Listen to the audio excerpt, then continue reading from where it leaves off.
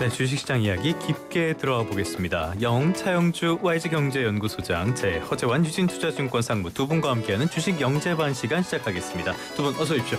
네, 안녕하십니까. 저희 제작진이 일부의 제목을 코스피 반도체 타고 다시 날아오르나라고 잡아주셨어요. 간밤에 보면 뉴욕 증시, 나스닥 쪽은 약간 숨고르기를 하는 장세가 연출이 됐는데요. 오늘 우리 증시 또 숨고르기를 하고 있네요. 다시 날아오르는 거 맞습니까? 어떻게 봐야 됩니까? 날아오르려면 이렇게 네. 어쨌든 조정을 좀 받았지 않습니까? 날아오른다라는 것은 이미 뭐 표현이 극단적이면 추락했다라는 거 아니겠습니까? 근데 추락했다가 추락한 거 맞지 뭐. 그러니까 추락을 어쨌든 했죠. 네. 뭐 일단은 삼성전자가 20만 원을 하회했으니까 네. 18만 원을 찍었으니까 이제 추락했다라고 뭐 표현을 드리겠습니다. 그럼 날아오르려면 뭐가 필요하죠? 다시 이제 가다듬어야 되고 준비 자세가 필요하고 힘을 모으는 것이 필요하죠.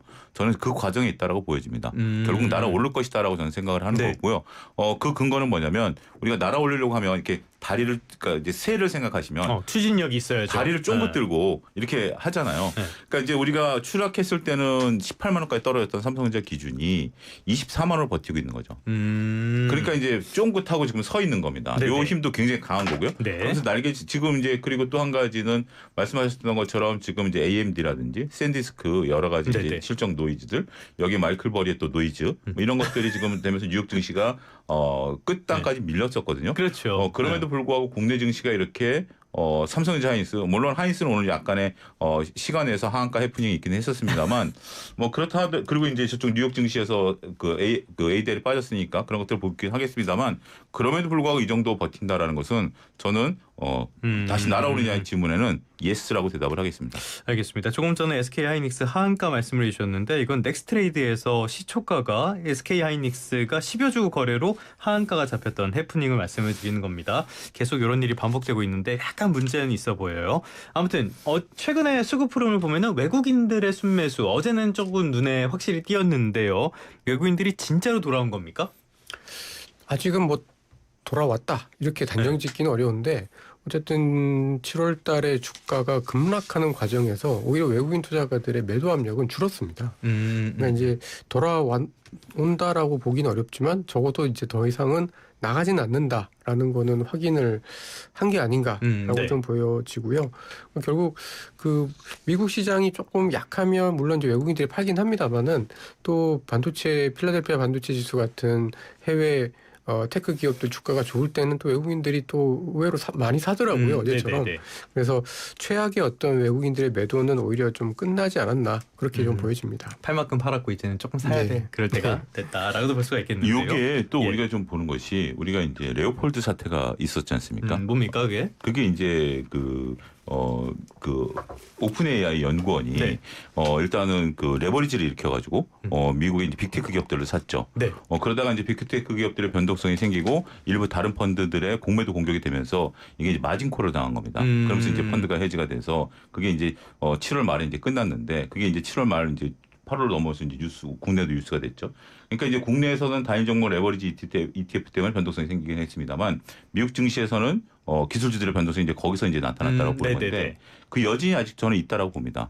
그것이 청산이 되고 그거와 관련되면서 다른 여러 가지 이제 펀드들, 반도체 펀드들, ETF들이 변동성이 생기고 있는 거기 때문에 국내에 있어서 뭐 여러 가지 이제 외국인들이 자금을 집행하는 과정에 있어서 아직까지는 확실하게 이제 밀어버릴 수 없는 그 여진도 우리가 고려를 해야 되지 않을까 싶습니다. 조금 전에 단일 종목 레버리지 말씀해 주셨는데요. 그거는 일부 말미쯤 다시 한번 이야기를 해보도록 하겠습니다. 자, 일단은 미국의 빅테크들 실적이 굉장히 중요하기 때문에 이 부분 다시 한번 리뷰를 해보도록 할게요. 관심을 모았던 알파벳이라든지 여러 기업들이 있는데 아무래도 최근에는 스페이스X 아니었을까 싶어요. 실적이 잘 나왔는데 간밤에 주가가 13% 넘게 빠졌거든요. 뭐가 그렇게 실망감을 준 겁니까? 가장 큰 거는 이제 뭐 매출이라든지 이런 부분들 그리고 특히 그 스타링크 이런 쪽에서의 매출은 훌륭했으나 결국은 이제 현금이 없다라는 거가 가장 컸던 것 같고요. 현금 왜 그렇게 없습니까? 특히 이제 그 합병한 그 XAI 관련해서 이제 데이터 센터 투자 지출을 엄청 늘렸습니다. 작년 그러니까 이제 큰 빅테크 기업들이 보통 작년 대비해서 올해 캐펙스를 한 80%에서 90% 그러니까 더블 정도 이렇게 캡엑스를 하는데 얘네는 거의 6배인가 이렇게 늘렸어요. 엄청나게 했네. 그러니까 물론 절대 금액이 크진 않지만 그러니까 약간 이제 좀 이 스페이스X처럼 그러니까 나머지 빅테크 기업들은 사실은 이제 돈을 잘 버는데 그 돈을 다 이제 설비 투자, 데이터 센터 투자를 하는데 다 쏟아 부으니까 이거가 문제가 되는 건데 스페이스X는 물론 성장은 잘하고 있지만 돈을 아직까지는 이익을 못 내고 있는 상태인데 돈도 못 버는 게 쓰기만 한다. 그렇죠. 네. 그러니 당연히 지금 투자자들한테 몰매를 맞았던 게 아닌가 싶습니다. 자, 그런데요. 지금 말씀하신 내용을 들어보면은 AI 인프라 이 투자에 대한 어떤 그 우려 같은 것들은 아직도 있다고 봐야 되는 거 아니에요? 그렇다면은? 그러니까 지금 이제 저는 이렇게 생각합니다. 예. 한편으로 팔란티어로 한번 생각해보죠. 네. 팔란티어 실적 잘 나왔습니다. 그리고 현금 흐름도 상당히 좀 좋아요. 이제 팔란티어 입장에서 보면 우리가 이제 스페이스X 같은 경우 이제 데이터 센터를 이제 투자하는 과정에 있어서의 본업이 지금 좀 흔들리고 있는 거고. 근데 아마존 같은 경우는 현재 지금 본업도 잘 되고 투자도 잘 되고 잘 되죠. 뭐 이런 거 하는 거죠. 그럼 아마존과 스페이스X와의 차이점은 뭐냐? 역시 본업이 잘 돼야 된다라는 것에 대한 것이지 이게 지금 뭐 AI와 관련해서 우리가 이제 스페이스X의 문제다. 저는 그렇게 보이지는 않습니다. 스페이스X 자체가 문제가 있는 것이지 이게 AI 투자로 문제가 됐다라고 보는 건 아니거든요. 네. 그리고 이제 팔란티어가 우리가 이제 그 데이터를 중개하는 과정에 돈을 벌었잖아요. 네. 그런 것들을 보면 야 끝단에 있는 기업도 돈을 버네. 그럼 AI를 우리가 걱정해야 되냐? 라는 저는 논란을 잠재우는데 팔란티어 실적이 굉장히 중요하다고 보여집니다. 네. 그런데 지금 이제 AI에 관해서 거품론이 나오는 것들 중에 하나는 이제 애플이죠. 애플 같은 경우 이제 가격을 좀 낮춰달라고 하는 거고 여기에 이제 일론 머스크가 정치적 발언을 했죠. 나는 이제 엔비디아 GPU 쓰겠다. 저는 정치적 발언을 해석을 합니다. 그런 거겠죠.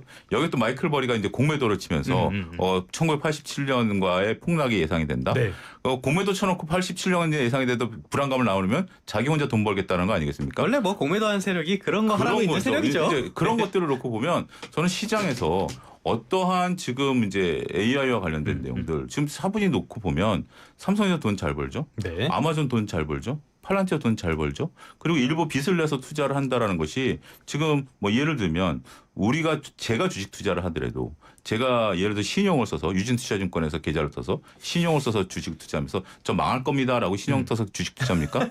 아니죠. 최소한 저는 돈을 벌 거라는 생각이 있는 거죠. 물론 결과는 어떻게 될지 모르겠습니다만 그들이 그렇게 하는 행동이 과연 잘못됐다라고 볼 수 있을까요?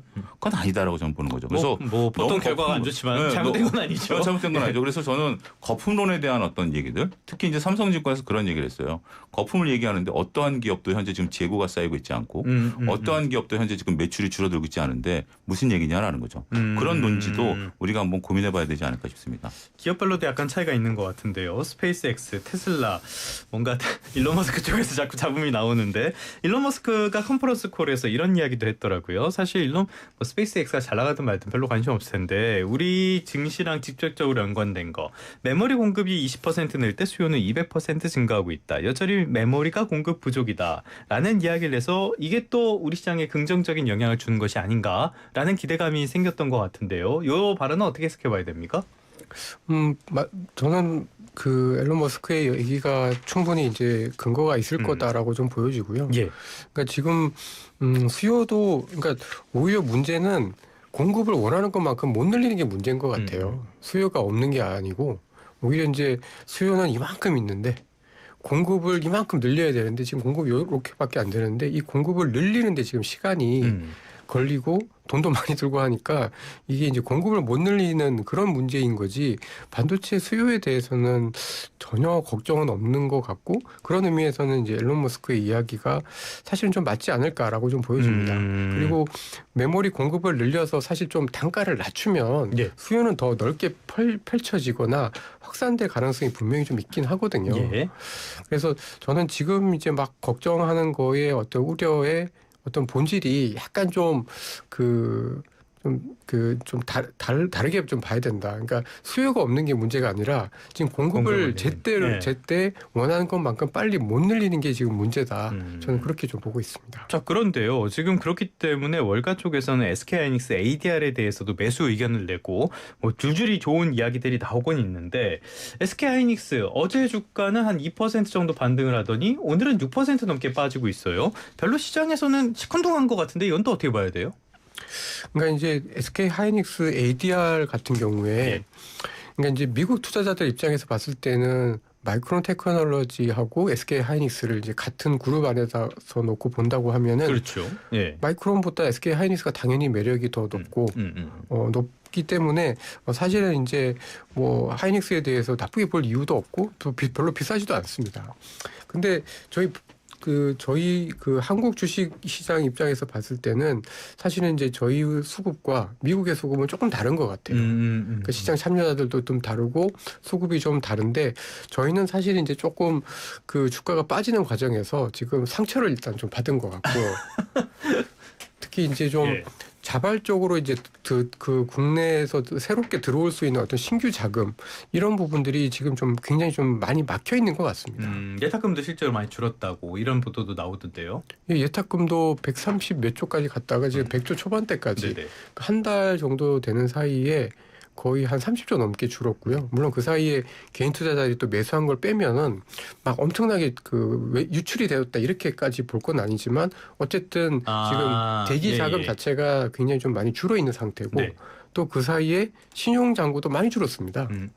그러니까 지금 어떻게 보면 주식시장이 한 달 동안 급락을 너무 센 조정을 받는 과정에서 지금 새롭게 뭔가를 할 수 있는 어떤 여력 자체가 지금 없는 상태인 거예요. 그러니까 지금은 뭐 좋은 뉴스가 나오면 또 조금 반등을 했다가 조금 뭔가 쉬어간다라고 생각하면은 또 마음이 조급하니까 또 내다 팔고 하면서 주가가 어쨌든 지금 약간 불안정한 상태인데 가격 자체는 많이 떨어졌기 때문에 좀 바닥을 지났다라고는 저는 보고 있는데 네. 아직까지는 이게 이제 좀 뭔가 부활의 어떤 그 날개짓을 하기에는 약간 우리 소장님 말만 따나 조금 에너지를 비축하는 시간이 좀 필요한 것 같습니다. 제 주변에서 지금 제일 많이 듣는 말이 지금 본전 회복하면 2번 다시는 안 들어올 거다. 이런 말 제일 많이 듣거든요.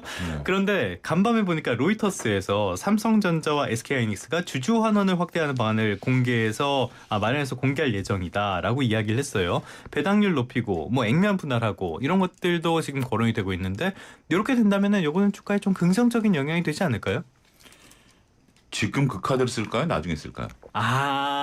지금은 아닐 것이다. 네, 그러니까 네. 저는 이런 거죠. 지금 제가 이 삼성전자 하이닉스 IR 담당자라면 예. 어차피 이 카드는 한 장이잖아요. 네. 연말까지 유효한 그렇죠. 카드가 한 네. 장입니다.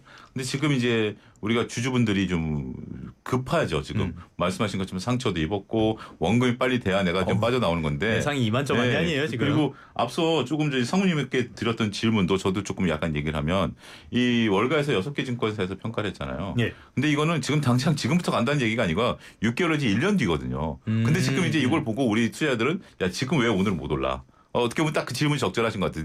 시청자들 대변하신 것 같아요. 왜 지금 못 올라? 네. 그 미국에서 올라간댔는데 이런 거죠. 지금 급한 거예요. 그러니까 빨리 있는 카드 없는 카드 다 쓰라는 건데 근데 지금 우리가 이제 상무님도 동의하셨습니다만 지금 이제 우리가 힘을 모아서 올라가려고 하잖아요. 네. 자연적으로 올라가려고 하잖아요. 물론 여기서 이제 우리가 빵 터트리면 팍 올라갈 수 있겠죠. 근데 어떻게 보면 가만히 냅둬도 자연적으로 삼성전자가 한 30만 원, 한 3만 원 되면 지금 이제 말씀하신 것처럼 거의 고점에서 물리신 분들이 나 이제 원금 왔으니까 뒤도 안 돌고 팔 거야라고 하는 거죠.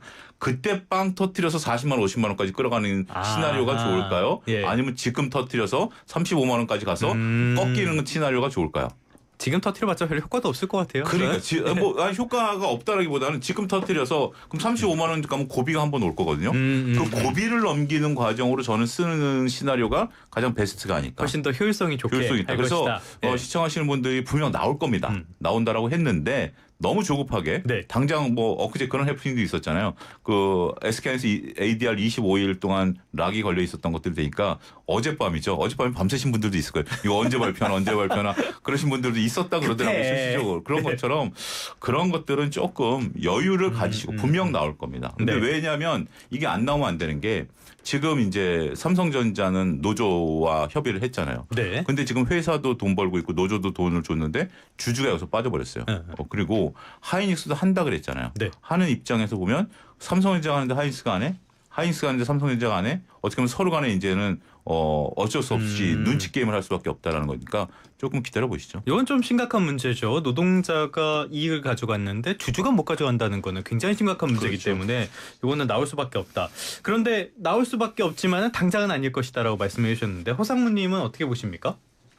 저는 뭐 시기는 잘 모르겠고요. 예. 뭐 회사 사정에 따라서 알아서 할 텐데, 근데 분명히 좀 필요한 거는 맞는 것 같습니다. 왜냐하면 이 지금 그 삼성전자나 하이닉스가 이제 벌어들이는 이익을 규모를 보면은 아마 잉여현금 흐름 기준으로는 정말 한 200조 이상 이렇게 그 현금을 쌓아둘 거고 그 정도 규모면 사실 이제 글로벌 탑티어입니다.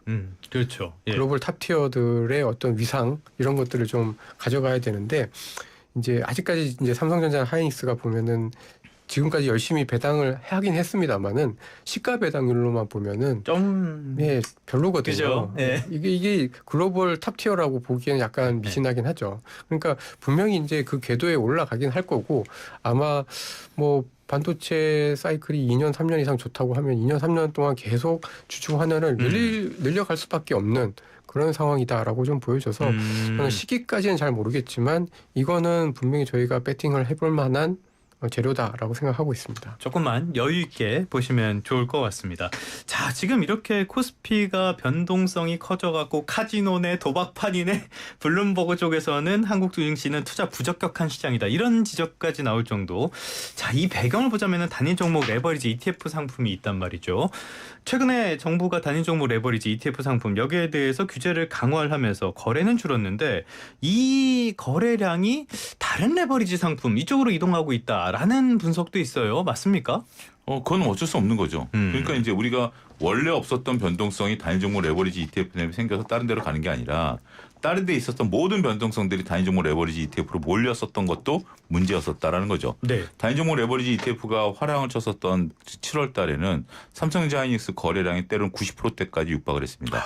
그러다 보니까 네. 코스닥도 뭐 안 움직여, 뭐 다른 뭐 우리가 다른 ETF도 안 모든 것이 정중동 상태였었죠. 근데 그 전만 하더라도 우리가 삼성전자 하이닉스가 올라가고 하면 또 코스닥도 나름대로 움직이고 제약바이오도 움직이고 얘기하신 우리가 지수 ETF도 움직이고 했던 것들이 7월 달은 일단 다 두 종목 단일 종목 레버리지 ETF에는 안 움직였었던 거죠. 근데 이제 그게 다시 멈추니까 저는 이런 표현이 적절할지 모르겠지만 정상화로 과거로 돌아간 거다라고 저는 표현 드리고 싶어요. 일종의 그러면은 정상화는 정상화네요. 정상화는 정상화죠. 예. 그래서 어쨌든 우리가 뭐 레버리지 ETF를 하시는 분들은 뭐 계속 하시고 우리가 뭐 신용을 쓰지 말라 그래도 신용 쓰시는 분들은 계속 하시는 거니까 그리고 뭐 거기에 뭐 우리가 뭐 B2에 B2를 해서 뭐 이렇게 뭐 레버리지를 극대화하시는 분들도 뭐 계시니까 그건 뭐라고 할 수는 없겠지만 어찌됐든 우리가 이제 단일 종목 레버리지 ETF에 따른 변동성은 잦아든 건 사실이고요. 정부가 이제 원했던 것은 그 변동성이 줄어들게 하겠다라는 거 아니겠습니까? 네. 그 효과는 어느 정도 저는 있다라고 봐요.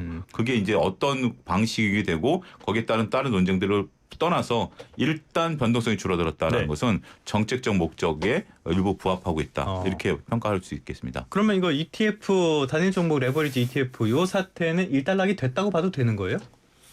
거의 일단락이 되어 가고 있는 것 같습니다. 그러니까 예를 들면은 아까도 소장님 말씀하셨지만 삼성전자 같은 경우에는 이제 단일 종목 레버리지 ETF의 거래 그 대금이 본주 거래 대금의 거의 60%까지 갔다가 지금 출범 전 수준까지 떨어졌어요. 거의 한 20%대 미만으로 이렇게 떨어졌고 하이닉스가 좀 재밌었는데 하이닉스는 그 7월 30일 날 그러니까 거의 이제 막 엄청 주가 떨어지는 날 그때는 인버스 상품으로도 돈이 막 들어가면서 본주보다 이 레버리지 ETF의 전체 거래 대금 비중이 120%까지 올라갔었습니다. 와, 그럼 맥도 독도 아니네요. 그냥 어떻게 표현을 해야 되지? 좀 무섭더라고요. 저 숫자 소리가 보면서. 머리보다 더 커진 건가?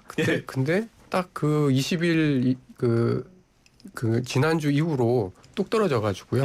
지금은 한 40%대, 30%대 근처까지 좀 떨어졌는데 보통 테슬라도 그렇고 뭐 엔비디아 관련해서 미국에 상장되어 있는 단일 종목 레버리지 ETF의 거래량이 보통 본주 대비 한 20% 많아봐야 30%거든요. 그러니까 이제 대체로 지금 거의 그 정도 레벨까지 좀 많이 떨어져서 약간은 좀 뭐 상대적으로 좀 이제 안정권에 들어갔다라고는 좀 보여지는데 안타까운 거는 주가가 다 떨어지고 난 다음에 이런 정책들 막 나오다 보니까 오히려 막상 주가가 회복할 때 또 레버리지 힘이 너무 없어가지고 오히려 또 회복할 때 또 힘이 없는 것 같다라는 느낌도 좀 들어서 이게 참 정책이라는 게 참 잘해야 되는 거다라는 생각을 다시 한번 해볼 수 있었던 것 같습니다. 이번 단일 종목 레버리지 ETF 관련해서는 타이밍은 정말 다 최악이었던 것 같아요. 자, 그런데 블룸버그 통신에서도 나온 것처럼 이번 사태를 겪으면서 가장 큰 문제가 된 거는 한국 증시 이제는 장기 투자할 만한가?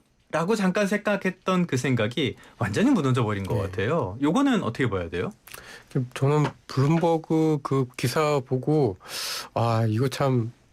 이거가 정부가 가만 안 놔둘 텐데라고 생각했는데 금융위에서 막 또 발끈하기도 했어요. 네. 네. 근데 이제 그 블룸버그 이야기에 저도 이제 쭉 찾아봤더니 사실 틀린 얘기는 없습니다. 네. 네, 틀린 얘기는 없고 다만 이제 저희 정서상 조금 이제 불편한 진실을 이제 밝힌 부분들이 좀 큰데 결국은 이제 이게 주식시장을 저희가 이제 그 붐업시키고 주식시장을 어떤 활성화시키는 거에 가장 큰 목적은 결국 이제 국민의 어떤 전체적인 부를 늘리고 또 부동산보다는 조금 더 생산적인 쪽으로 돈을 옮겨가자라는 게 이제 사실은 원래의 목적이었는데 이게 사실 너무 저희가 생각하지 못했던 기업 전자라 하이닉스 같은 기업들의 실적이 너무 이제 급하게 빨리 올라가고 주가도 그거에 따라서 막 올라가다 보니까 사실은 이제 저희가 원치 않았던 이제 레버리지 원치 않았던 변동성이 이제 확 끼어버렸던 것 같습니다. 네. 그러니까 이게 참 어떻게 보면은 뭐 나쁘게 얘기하면 이제 그런 거죠. 우리가 이제 펀더멘탈에 전혀 이상이 없다라고 얘기를 하고 있는데 사실 정말 펀더멘탈의 이상은 없지만 그 펀더멘탈을 가지고 시장을 움직이는 메커니즘에는 저희가 이제 어설프거나 정책적으로는 약간 시기적으로 약간은 좀 잘못된 선택들을 했었지도 않았나라는 생각이 좀 들어서 저는 이 얘기를 듣고 우리는 괜찮다라고만 얘기할 게 아니라 그냥 이거의 얘기를 듣고 이런 일이 반복되지 않을 수 있도록 계속 시장의 체질들을 계속 좀 바꾸어 나가야 될 것 같아요. 그러니까 뭐 반도체가 아닌 다른 쪽에서도 투자 대안들을 좀 마련을 해야 되고 변동성이 낮은 상품들도 더 많이 마련을 해야 되고 뭐 이런 일들을 좀 해야 되는데 단순히 우리는 아무 문제 없다라고 얘기하는 거는 조금 저는 아니지 않나 이렇게 좀 보여집니다.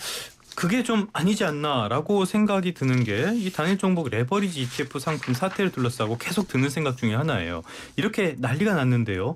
정부나 뭐 청와대나 다들 남일 이야기처럼 하고 책임지겠다는 사람은 아무도 없고 그러다 보니까 요즘 들어서는 김용범 경질설 이런 것들이 조금씩 나오고 있는데요. 소장님께서는 이거 이렇게 넘어가도 된다고 보십니까? 어떻게 해야 됩니까 이건? 지금은 이제 소를 잃었죠. 그리고 이제 두 번째는 이제 외양간을 고치는 데 주력했다. 네. 거기까지는 좀 봐줄 수 있을 것 같습니다. 근데 이제 외양간도 고쳐졌고 형님 말씀하신 것처럼 정상으로 돌아왔다라면 이제는 공과를 따져야 될 때죠. 저는 분명 이 부분은 쉽게 넘어갈 문제는 아니다라고 봅니다. 물론 전 다 남일처럼 얘기해서 전 윤석열 정부에서 도입한 정책인 줄 알았어요. 그러니까 이제 이 부분에 대해서는 왜 그러냐면 이게 그냥 뭐 우리가 결국은 투자는 투자자들이 책임해야 했다라는 것에 대한 명제를 거부하는 건 아니에요. 뭐 그렇다고 해서 이 정책이 나왔다 그래서 뭐 없었던 사람한테 막 지나다니는 사람한테 도시락 싸들고 다니면서 너 레버리지 ETF라 정부가 그랬던 건 아니에요. 네. 하지만 우리가 이제 어떤 부작용이라든지 아니 기왕이 처음부터 3천만 원 하든지 아니면 이러한 어떤 위험성들을 공개적으로 우리가 뭐 포스터 같은 걸 만들어서 대대적으로 홍보를 하든지 뭐 이런 부분들이 있어야 되는데 그냥 너무 뭐 정말 그 정광석화 같이 도입을 했고 그 다음에 또 되고 나니까 또 이것도 또 어떻게 보면 또 여론이 떠밀려갖고 또 막 이렇게 급하게 만들었다라는 것들을 놓고 보면 저는 이 부분에 대해서는 정책적인 실패였다. 그러니까 이제 뭐 다른 걸 다 떠나서 우리가 모든 것을 제도가 완벽할 수는 없긴 하겠습니다만 제가 증권사 다닐 때 저희 지점장이 그렇게 얘기를 한 게 있어요.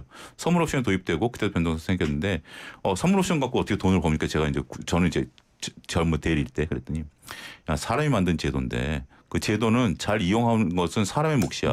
그렇죠. 라는 거죠. 근데 그게 말이 떠오르더라고요. 그러니까 결국 이게 제도가 완벽할 수는 없다 하더라도 이 제도가 정책적인 실패라면 분명 거기에 대한 어떤 공간을 따져야 된다고 봅니다. 알겠습니다. 뭐 홍보를 안 했다고 말씀을 하셨는데 김홍범 실장이 SNS로 열심히 홍보를 하시기도 하셨으니까 책임이 있는 사람은 분명히 보이는 것 같습니다. 1부 여기서 마무리하고요. 2부에서 이야기 조금 더 이어가겠습니다.